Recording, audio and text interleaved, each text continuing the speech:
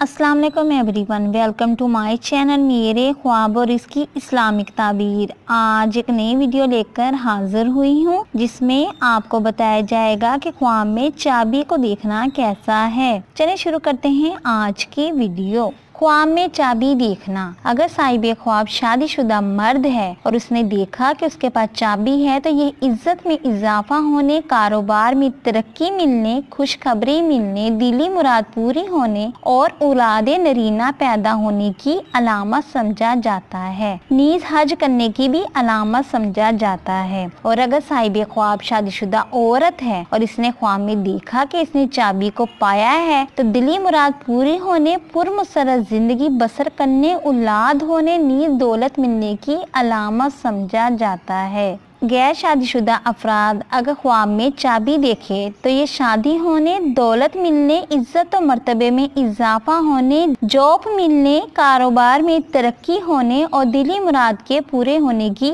अलामत समझा जाता है। दुश्मनों पर कामयाबी हासिल होने की अलामत भी समझा जाता है। और अगर साहिब ख्वाब देखे कि इसने चाबी से ताला खोला है और ताला नहीं खुला तो ये नुकसान होने, मुसीबत के आने, बीमार होने या किसी काम के रुकने की अलामत समझा जाता है। और अगर साहिब ख्वाब देखिए कि इसकी चाबी इससे गुम हो गई है तो ये परेशानी मिलने, नुकसान होने या कामयाबी की राह में किसी रुकावट के आने की अलामत समझा जाता है। साहिब ख्वाब को चाहिए कि वो हस्बे तौफीक सदका दे क्योंकि सदका बला और मुसीबत को टालता है। उम्मीद करती हूँ कि अल्लाह तबारक ताला आपका ख्वाब आपके हक में बेहतर करे और उम्मीद करती हूँ कि आपको ये वीडियो अच्छी लगी होगी तो इस वीडियो को लाइक, शेयर एंड सब्सक्राइब करें। अगर कोई सवाल करना हो इस वीडियो के मुतालिक या किसी भी ख्वाब की कोई भी ताबीर मालूम करना चाहते हैं तो कमेंट्स में कर सकते हैं। Thanks for watching and supporting video. Allah Hafiz.